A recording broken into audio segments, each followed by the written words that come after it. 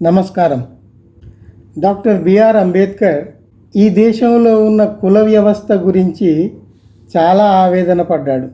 ఆయన ఆవేదనలో అర్థం ఉంది. ఆయన ఏమంటాడంటే, కులం అనేది కొన్ని మత విశ్వాసాల కారణంగా ఏర్పడిన వ్యవస్థ.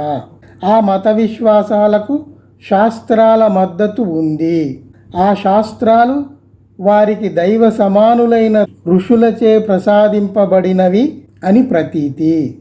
ఆ ఋషులు మానవాతీత శక్తులు కలవారని, మహాజ్ఞానులని, అట్టివారి ఆదేశాలను ధిక్కరించటం మహాపాపమని ప్రజలకు ఒక నమ్మకం ఉంది. అందువల్ల కుల వ్యవస్థను వదులుకొమ్మని ప్రజలను కోరటం వారి ప్రాథమిక మత భావాలకు విరుద్ధంగా వారిని నడుచుకొమ్మని అడగటమే అంటారు అంబేద్కర్.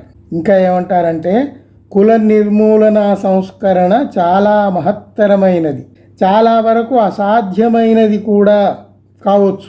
హిందువులు తమ సామాజిక వ్యవస్థను పరమ పవిత్రంగా భావిస్తారు. కులానికి దైవిక ప్రాతిపదికను ఆపాదిస్తారు. అందువల్ల మీకు కులాన్ని నిర్మూలించాలంటే దానికి ఆధారంగా కల్పించబడ్డ దైవికతను, పవిత్రతను ముందు నిర్మూలించవలసి ఉంటుంది. అంటే శాస్త్రాల, వేదాల అధికారాన్ని నిర్మూలించవలసి ఉంటుంది. మనం పైనే చూస్తాం, కానీ అసలు ఆ రూట్స్లోకి పోయి కుల వ్యవస్థ యొక్క స్వరూపాన్ని ఆయన చాలా స్పష్టంగా విప్పి చెప్పారు. దీన్ని దృష్టిలో పెట్టుకుని ఈ కులము, దీనికి వెనక ఉన్న దైవ భావన, మత శాస్త్రాల సమ్మతి, వీటన్నిటిని దృష్టిలో పెట్టుకొని ఆయన ఇక్కడ ఉన్న భారతదేశంలో ఉన్న కమ్యూనిస్టులకు కొన్ని ప్రశ్నలు సంధించారు. నాయన, వీటిని మీరు అడ్రస్ చేయరెందుకు? ఇవి అడ్రస్ చేయకుండా సమస్యలు ఎట్లా పరిష్కారం అవుతాయి అని ఆయన కొన్ని ప్రశ్నలు వేశాడు. అంబేద్కర్ కమ్యూనిస్టులను ఏమడిగాడంటే, హిందూ దేవుళ్లను, మతంలోని లొసుగుల్ని మీరెందుకు విమర్శించరు? వాటి దుర్మార్గాల్ని చర్చకు ఎందుకు తీసుకురారు? నిజమే కదా. కులాన్ని పట్టించుకోరు, కుల వ్యవస్థ సమస్య కాదంటారు, మూలం ఉపరితలంలో ఉందంటారు, విషయాన్ని పక్కదారి పట్టిస్తారు. భారతదేశ సమస్యలకు పరిష్కారాలు భారతదేశపు పరిస్థితుల్లో నుంచి చూపాలి, అంతేగాని పాశ్చాత్యుల పరిష్కారాలు ఇక్కడ పనికిరావని గ్రహించరు. సులభ మార్గాన్ని వెదక్కుండా తుపాకులతో జనాన్ని సిద్ధం చేయటం ఎందుకు? సాయుధ పోరాటానికి పిలుపునివ్వటం దృష్టిలో పెట్టుకొని ఆయన ఈ ప్రశ్న అడిగాడు. ఓటు హక్కును పక్కన పెట్టి సాయుధ పోరాటం బోధించటం ఎందుకు? తక్షణం ఈ ప్రశ్నలకు సమాధానాలు కనుక్కోవాలి అని ఆయన ఫ్రెండ్లీగా, స్నేహపూర్వకంగా కొన్ని ప్రశ్నలు సంధించాడు. ఇంకా ఆయన కొన్ని అనుమానాలు ఏం చెప్పాడంటే, మీరు ఈ కింది ప్రశ్నలకు కూడా జవాబులు కనుక్కోండి. ఒకటి, కులం అంటే ఏమిటి? అది ఎలా ఏర్పడింది? అది అధ్యయనం చేసి తెలుసుకోవాలి కదా. వర్ణం అంటే ఏమిటి? వర్ణ వ్యవస్థ ఎలా ఏర్పడింది? కుల వ్యవస్థ ఉండగా వర్ణ వ్యవస్థ ఎందుకు వచ్చింది? దానికి దీనికి తేడా ఏమిటి? వర్ణ వ్యవస్థలో శూద్రులు కూడా భాగమే అయినప్పటికీ వారికి ద్విజవర్ణాలకు ఉన్న హక్కులు ఎందుకు లేవు? ఇక్కడ మనుషులందరూ ఒకటి కాదు అని వైదిక మతం చెబుతుంది కదా. అందువల్ల ఆయనే ఇక్కడ ప్రశ్నిస్తున్నాడు. ఉపనయనం అంటే ఏమిటి? ఎందుకు అవశేషంగానైనా ఇంకా ఎందుకుంది అది? బ్రాహ్మణులు మొదటి నుండి శాకాహారులేనా? వారు మాంస భక్షణ ఎప్పుడు చేయలేదా? పూర్తి శాకాహారులుగా ఎందుకు మారారు? ఎప్పుడు మారారు? ఇలాంటి విషయాలన్నీ మనము మాట్లాడుకుంటూనే ఉన్నాం. బౌద్ధానికి సంబంధించిన అంశాలు వచ్చినప్పుడు మనం ఇవి మాట్లాడుతూనే ఉన్నాం. డాక్టర్ బిఆర్ అంబేద్కర్ 1936లోనే ఇలాంటి ప్రశ్నలు కొన్ని స్నేహపూర్వకంగా కమ్యూనిస్టులను అడిగారు. ఆయన ఇంకేం అడిగారంటే, ఇండియాలో సాంఘిక వ్యవస్థలో తగు సంస్కరణలు ముందుగా సాధించకుండా కమ్యూనిస్టులు ఆర్థిక సంస్కరణలు ఎలా అమలు పరచగలరు? సాంఘికంగా మార్పులు వస్తే కదా తర్వాత ఆర్థికం. రెండోది, కమ్యూనిస్టులు ఉద్దేశించిన ఆర్థిక సంస్కరణ ఎప్పుడు సాధ్యపడుతుంది? విప్లవం అధికారం హస్తగతం చేసుకోకుండా సాధ్యపడుతుందా?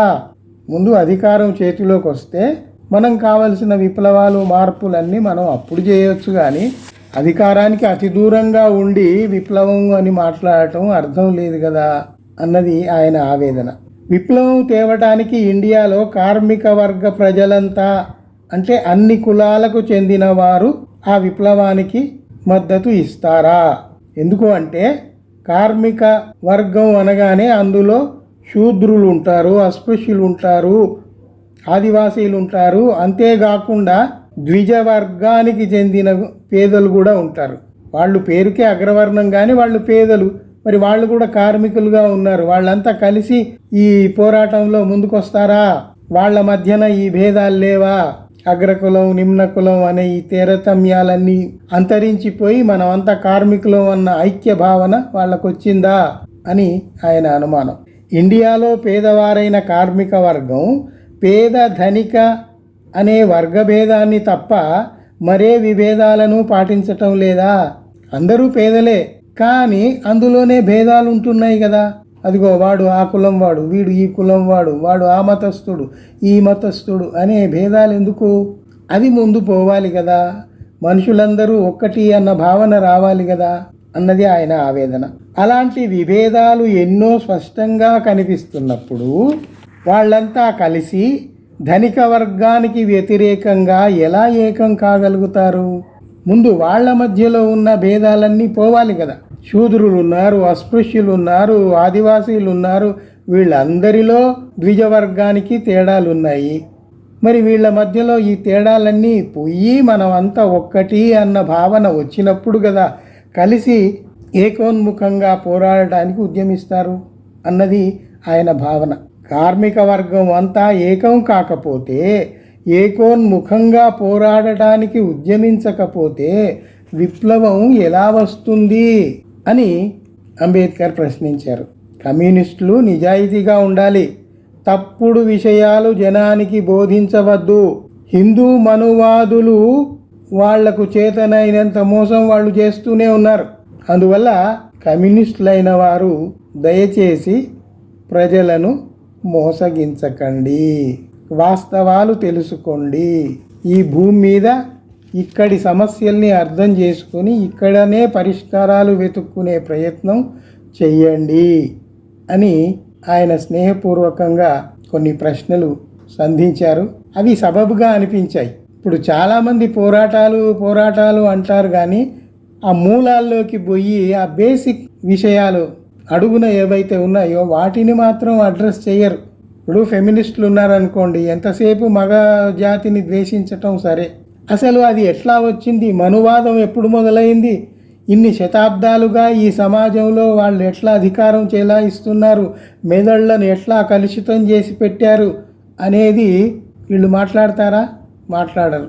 మనువాదం జోలికి బోరు, అగ్రవర్ణాల అరాచకాల జోలికి బోరు. ఎంతసేపటికి ఇక్కడ వాడు నన్ను ఇది చేశాడు, వీడు నన్ను ఇది చేశాడు. ఇవి ఉపరితలంగా ఇప్పుడు కనపడుతున్నవి, కానీ శతాబ్దాలుగా వస్తున్న సమస్యల్ని మనం అర్థం చేసుకొని అక్కడి నుంచి ఆ రూట్, ఆ వేరు దగ్గరికి పోయి అక్కడి నుంచి మనం ట్రీట్మెంట్ మొదలు పెట్టాలి కదా. అది మన ఆవేదన.